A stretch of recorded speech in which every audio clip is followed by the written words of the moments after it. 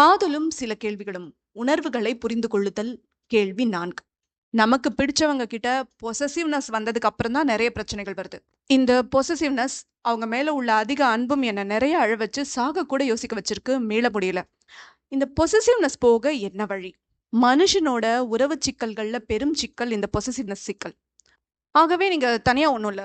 நீ ஏன் அவன் கூட அவ்வளோ நேரம் பேசின? அவளை பார்க்கும்போது மட்டும் உனக்கு என்ன சிரிப்பு வருது என குறும்பு கேள்வியாக தொடங்குபவையே பின்னாளில் பெரும் அழுத்தமும் பிரிவும் ஏற்பட காரணமாயிடுது. நல்லா யோசிச்சு பாருங்க. நம்ம பார்ட்னர் இன்னொருத்தர்கிட்ட பேசும்போது ஏன் எரிச்சல் வருது? அடிப்படை உணர்வு ஒன்னே ஒண்ணுதான். நம்மளை விட்டு போயிடுவாங்களோங்கிற பயம். அந்த பயத்துக்கு காரணங்கள் பல இருக்கலாம். ஒண்ணு நம்ம காம்ப்ளெக்ஸ், இல்ல பார்ட்னரோட ஆட்டிடியூட் போன்ற பல காரணங்கள். கொஞ்சம் அரசியல் பேசுவோமா? வார்த்தையிலேயே பிரச்சனை இருக்கு. Possessiveness. You want to possess him R her. உங்க பார்ட்னரை உங்களோட உடைமையா நினைக்கிறீங்க. உடைமையா ஒரு விஷயத்த நினைச்சிட்டீங்கன்னா அதுக்கப்புறம் தான் அதை பாதுகாக்க கடும் முயற்சி எடுப்பீங்க. கையில இருக்கிற பணத்தை பேங்க்ல போட ஓடுற மாதிரி. பேங்க் என்னவோ பணத்தை பாதுகாக்க போற மாதிரி. கையில இருக்கிறது உங்க பணம் இல்லைன்னு கொஞ்சம் யோசிச்சு பாருங்க. அது எப்படி இருந்தாலும் உங்க கையை விட்டு போகத்தான் செய்யும்னு புரிஞ்சுட்டா என்ன நடக்கும்னு யோசிச்சு பாருங்க. வரலாறுல மனுஷன் விரும்பி வர விடுதலை உங்களுக்கு கிடைக்கும். உயிரற்ற பணத்துக்கே இதான் நிலைமைன்னா உயிருள்ள உங்க பார்ட்னரை பத்தி யோசிச்சு பாருங்க. Can you own up a human being? Not at all. இந்த அளவுக்கு பற்றற்று ரிலேஷன்ஷிப்ல இருக்க முடியுமா? கொஞ்சம் கஷ்டம்தான். ஏன்னா நம்ம சொசைட்டி நமக்கு சொல்லி வளர்த்ததுல இருந்து தான் ரிலேஷன்ஷிப்பையும் நம்ம அணுகுவோம். நம்ம சொசைட்டி என்னெல்லாம் பிரச்சனைகளோட இருக்கோ அதே பிரச்சனைகள் நம்ம அணுகுமுறைகள்லயும் வரும். அதை கண்டுபிடிச்சு களையறது நம்மோட வேலை.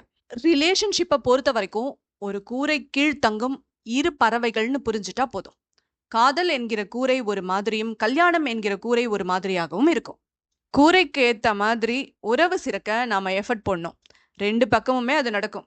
அந்த எஃபர்ட்களை தாண்டி உறவுக்குள்ள மறைபொருளா ஒரு கம்பானியன்ஷிப் புதைஞ்சு கிடக்கும். அதை பத்தி வெளிப்படையா யாரும் பேச மாட்டாங்க.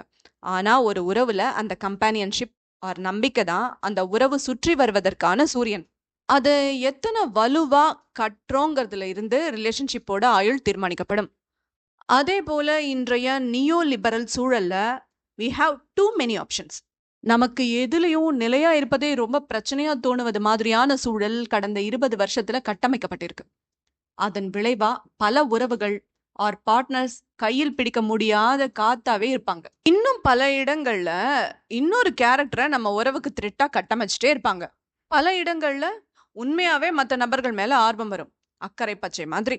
ஜானி படத்துல ரஜினி சொல்வாரே, எப்பவும் ஒன்ன விட ஒன்று பெட்டரா தான் தெரியும்னு. அது போல இந்த மாதிரி சூழல்களில் உங்களுக்கான உறவுக்கான தேவை எமோஷனலா வேறையாகவும் உங்க பார்ட்னருக்கு வேறையாகவும் இருக்கலாம்.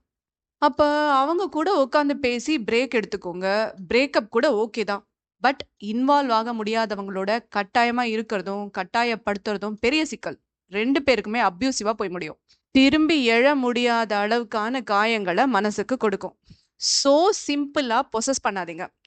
உங்களோட நீட் என்ன என்பதை இன்ட்ராஸ்பெக்ட் பண்ணி முடிவு பண்ணுங்க. அது பூர்த்தியாகுதான்னு பாருங்க. இல்லைன்னா விலகுங்க.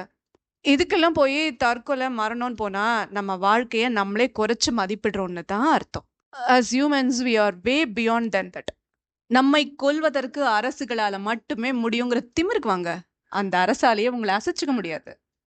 காதலுக்கான மற்றொரு கேள்வியுடனும் அதற்கான பதிலுடனும் அடுத்த பதிவில் சந்திக்கலாம். நன்றி.